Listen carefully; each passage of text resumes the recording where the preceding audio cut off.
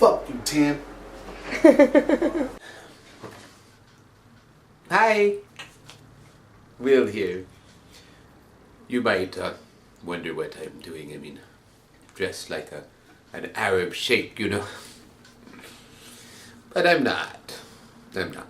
No, you might notice. I don't know if you could see it very well, but you know, we'll make sure. Let's see. I think that should be pretty easy to see. In case you don't care, well, I'm sure you can see it. Stolen, you know. I wait for them to knock down the door and bring me in for petty theft. I don't know. They'd have a hard time, being that they dumped me out on the street, just wearing this, and they sort of realized that the fact that I was wearing two shirts, I mean, to have me take them off and go out on the street and walk a half a mile to get my clothes, no money, nothing, half a mile walk. What's that all about, you know? I mean, it's just standard stuff. It's just standard operating procedure. Your clothes are over there. You have no money. You gotta get from the place that they spit you out to the place where you can get your clothes and your money on your own. Thankfully, when I did it, it wasn't raining and 40 degrees like it was just earlier today, you know, or no, yesterday, you know. That would have been nasty. Nasty. Yep. Well, I'm here to talk about some crap. And I'm here to talk to you, people who are friends and family members of people who are in the inside. And I'm here to talk to you about what we're going to do to help people on the inside. There's no way we're gonna get anybody out anytime soon. That, you know, other than through the standard legal process. You know, most people get bullied into taking something that they would never get if they went to trial. Fuck you, Tim. In fact, they won't go to trial. You see, that's one of the things that people don't understand. You know, spend your money, get a lawyer. Or have a public defender. You can have a public defender lawyer going to trial. I don't know what the deal is. But that's where you need to do it. You need to go to trial because these cops are extraordinarily sloppy. They're putting all sorts of crap out there. They're vulnerable. If we say, what did you do? Well, you know, later, we need to talk about the arrest. Because evidence that has been taken and being given credence by the police officer has to be taken in light of the way the police officer acted. Because if the police officer, in fact, does not seem to be aware of the law of the land, of fundamental laws of due process and proper handling by the police, if they just are not aware, that does have an effect on their testimony. And if we begin to demand jury trials for anything that could result in years of prison, and you don't even have a trial, you never get your chance. Fuck you, Tim. You never get it. You take it because you think 2 years is better than 4. Fuck you, Tim. And they're not going to give you 4 years. They couldn't give you 2 except they got you by the balls. Fuck you, Tim. Oh, you had a prior. Oh, because you were perfect in the past. This little thing you're doing, ha ha ha. Guess what? We're gonna get you. Fuck you, Tim. Some of us are gonna make lots of money off of you being in jail for a long time. Ha ha ha ha. Fuck you, Tim. I have 2 fingers for those people. They are bad people. They really are. They are criminals. They are career criminals. Fuck you, Tim. And it really burns me up that these career criminals feel that they are superior to people, that they have the right to punish via rules and regulations. Fuck you, Tim. That's called extra legal justice, or extrajudicial. Outside of a justice system, sort of, or within it, except not connecting to it, not giving people the rights that they have. And the thing is, if they did it to one person here, one person there, you can make a statement, a claim that, being tough on criminals could save lives and so on. The fact is, these guys don't just do it to some dangerous criminals. They do it to people who maybe have done some things and maybe should get somewhat punished. But often it's drugs. What the government says, what I can put in my body, excuse me. If I go and do something bad because I'm putting something in my body, well, punish me for what I do that's bad.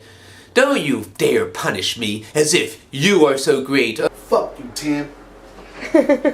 Oh yes, alcohol is perfectly legal. Yeah, well, people kill each other on alcohol with some regularity, be either driving or that's, guns and alcohol. It's a great combination for a homicide. And it happens. You do not hear about people smoking marijuana and then killing each other. You just don't hear about it. You don't.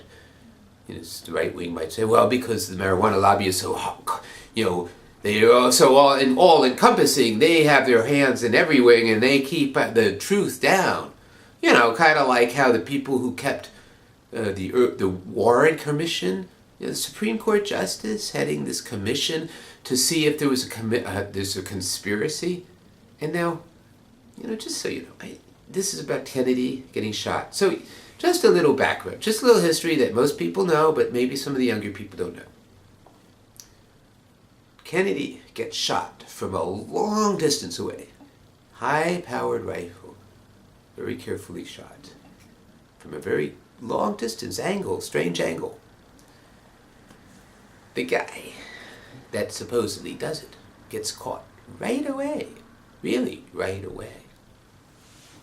He was far enough away that it might not have been so easy for the cops to find him.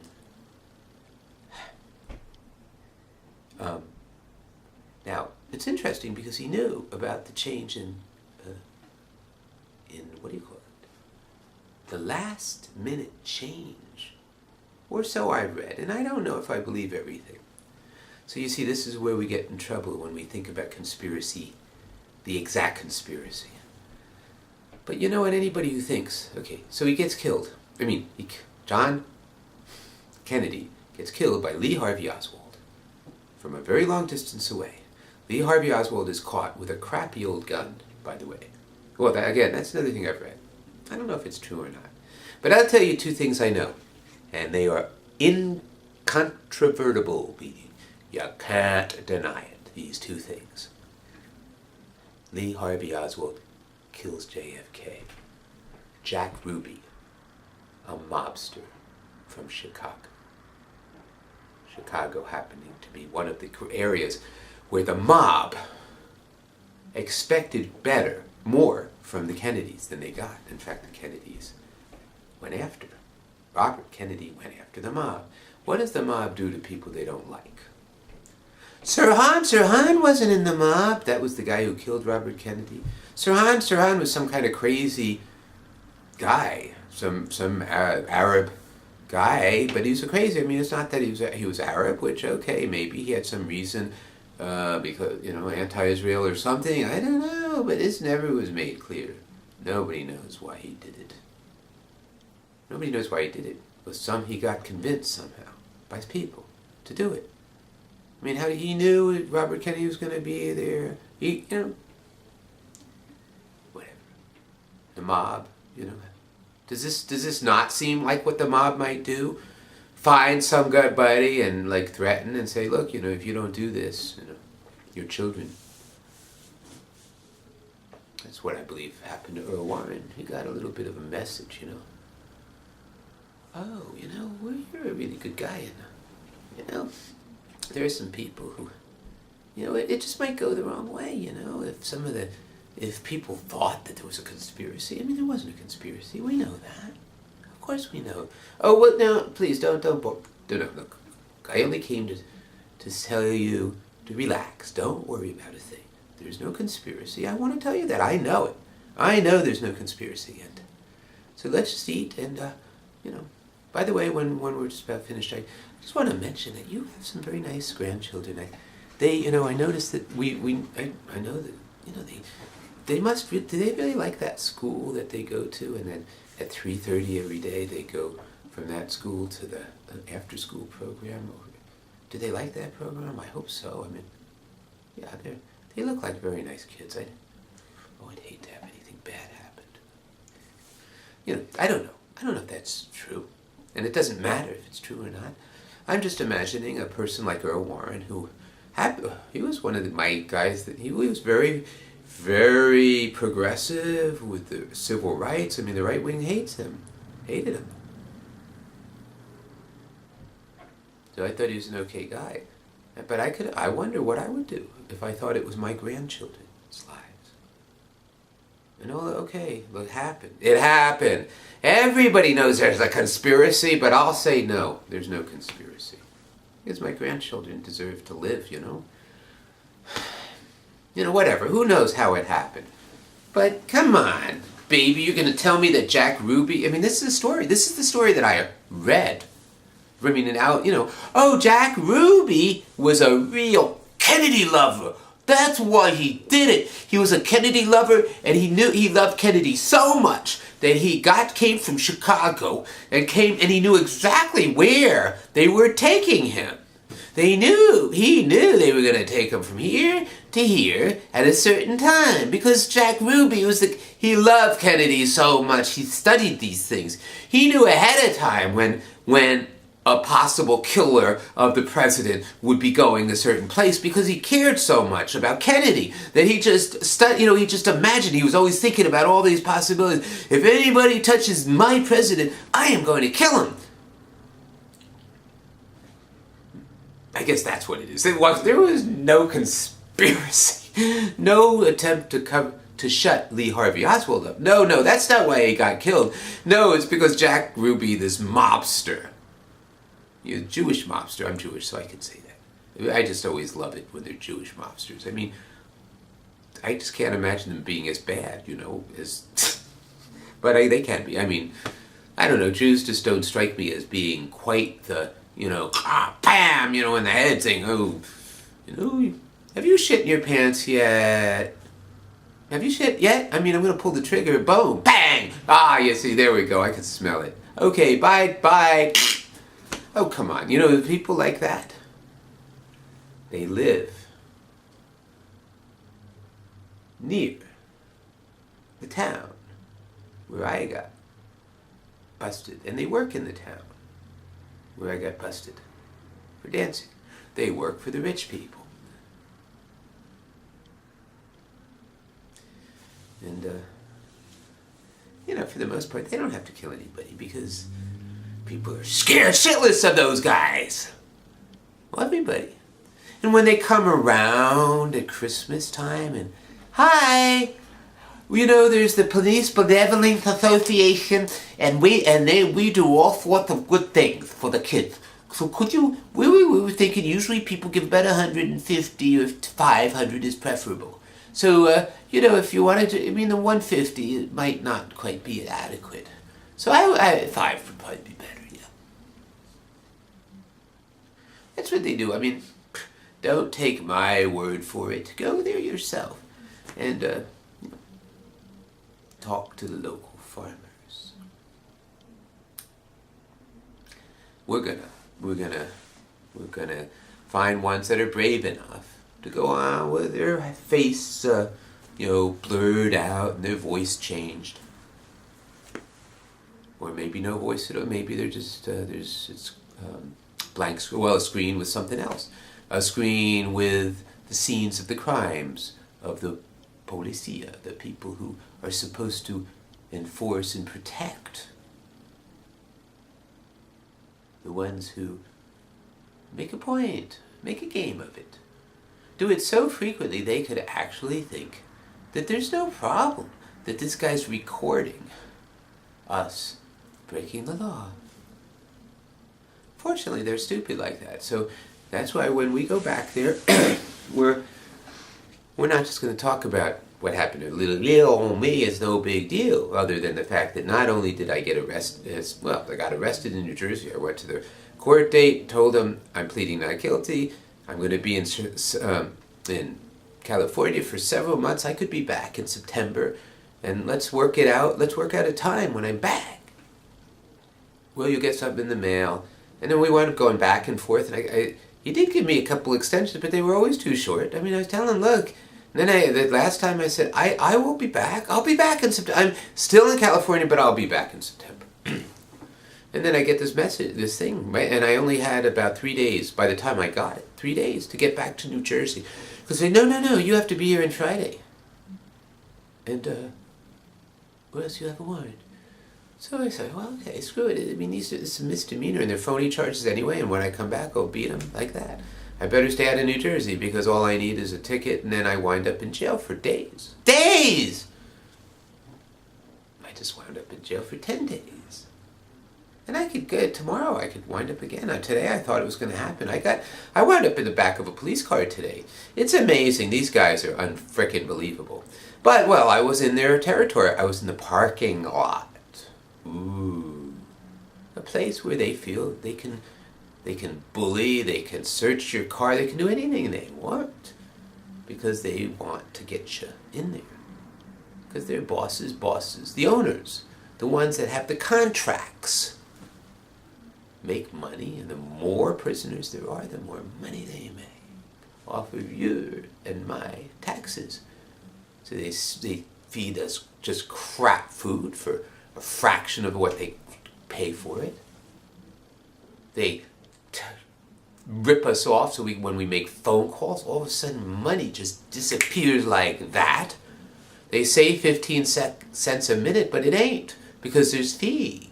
Oh, the fees! Oh, it turns out to be a little bit more like 55 cents a minute. After your 2 1/4 every time you just say hello. Yeah, that's fair. For poor people in prison to have to pay that, or their loved ones have to pay it. That's fair. That's very much a democratic, open way to assume, a lot of people are in there waiting for trial, except the way the system works, they scare the living crap out of you so that you take their deal. Because you believe you don't have any chance in court. So I've had it. I'm just getting going. I'm excited because we're going to do this. And these guys are so stupid that as long as we're careful, and one of the things is, please, don't go blabbing about what you're hearing. What I would ask you to do is think about what I'm saying, maybe play it again if you're not sure, and talk to your loved one and tell them, or your friend, whoever's in jail, when you go and visit. You say, oh yeah, what the guy is talking, what this guy will, call me Will. Not my real name, but we don't give our real names here so we can talk. And most people, you're not going to see faces. My face is out there. I'm going to probably go to jail a few more times in my life. And I might get knocked off too, for all I know. I've got to be careful. I really do. I mean, these guys are accidents can be arranged, Car can, it just went off the road. They've got that thing. They know they can knock you. I saw a video of them knocking some guy, and actually the guy deserved it. He drove for like 30 miles or some ridiculous amount of time at high speed, going through lights. He was Krawako. And finally, they got permission to knock him off. And they did, and he wound up getting paralyzed. And then he sues. Come on, buddy, you stupid moho. Come on. You're risking lives left and right, driving like a madman where cops are after you? What are you going to do? Stupid Then we got yeah, he got paralyzed because they go up to the back and they just do a knock on the back panel, and it throws the whole car off, unless I guess you're a super race car driver or something. You can do that. Around a little bend, over a cliff, just find a follow, make them really nervous. Things can happen. I don't really think it's going to happen. I mean, that would be paranoid of me if I went around thinking, oh my God, they're gonna after me. They don't know me yet, and partly they're stupid. They're stupid. So I'm hoping that they're never going to know me, because I'm not going to use their. Okay, here's the other thing. Have you heard me talk about these people? Let me give you a very important name. Tim. We could call him Uncle Tim or Dr. Tim or Timmy Boy, or whatever we want to call him. Tim. It's not Tim. Well, T-I-M, 3 letters, and it's an acronym. An acronym is a few words, and you say the initials. So USA is an acronym, right? So Tim is actually an acronym.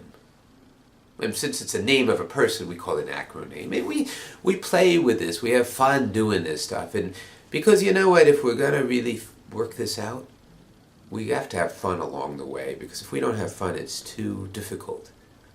Although I actually think that these guys are so stupid. But we have to be careful, and we have to realize we have to work from within.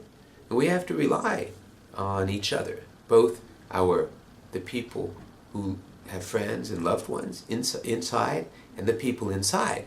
And we all know you can't trust everybody, Just because a person's a prisoner doesn't mean they're not going to rat out on us and get us into trouble just so that they can get out sooner or something, So we've got to be careful.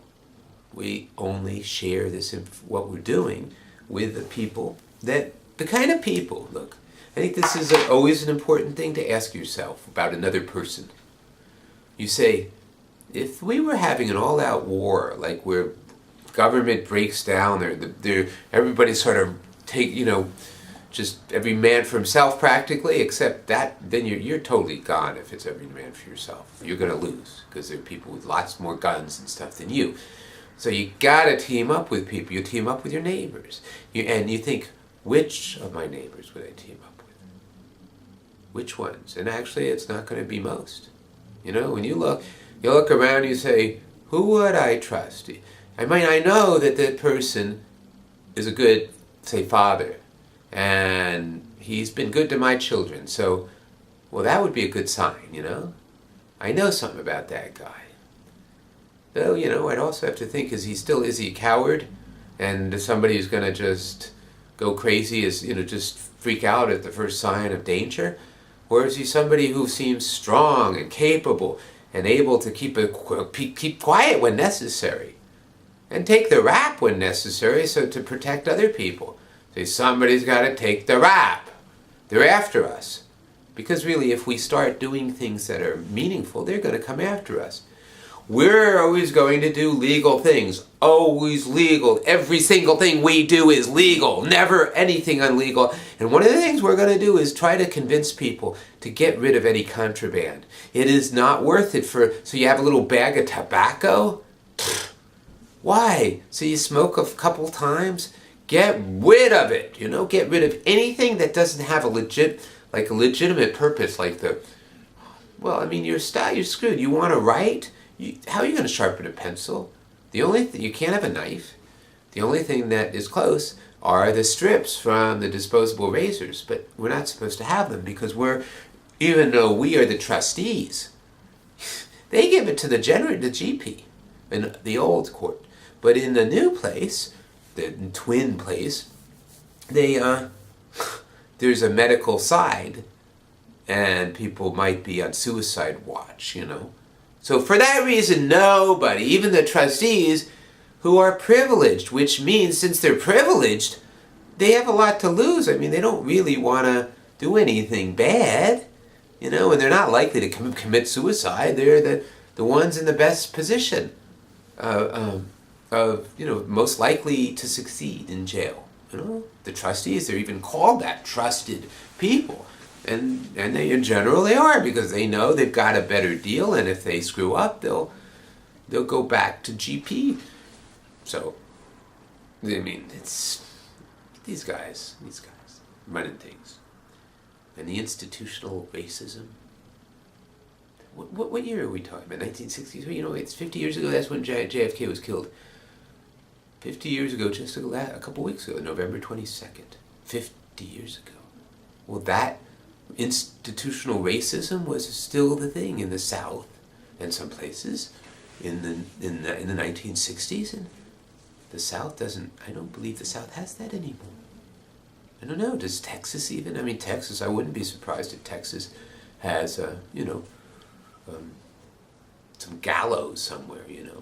These guys that run that place, or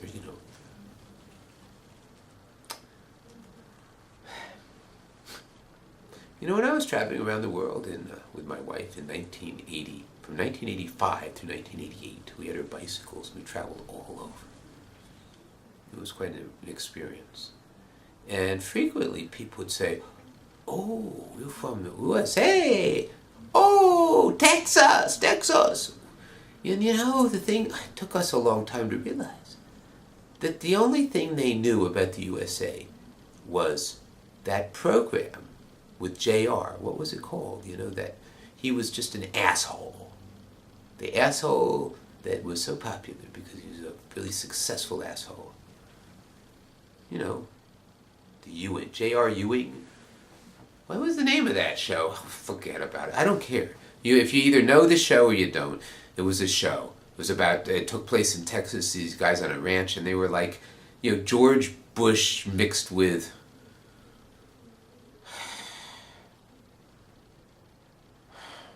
I don't know. George Bush and Rock Hudson. Something like that. If the two of them got together and had a baby, that's what J.R. Ewing would be like. Because he was a good looker, Good looking guy.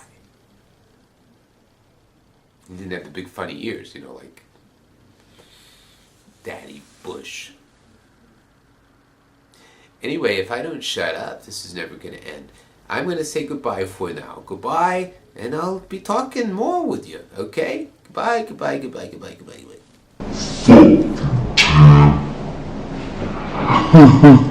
goodbye.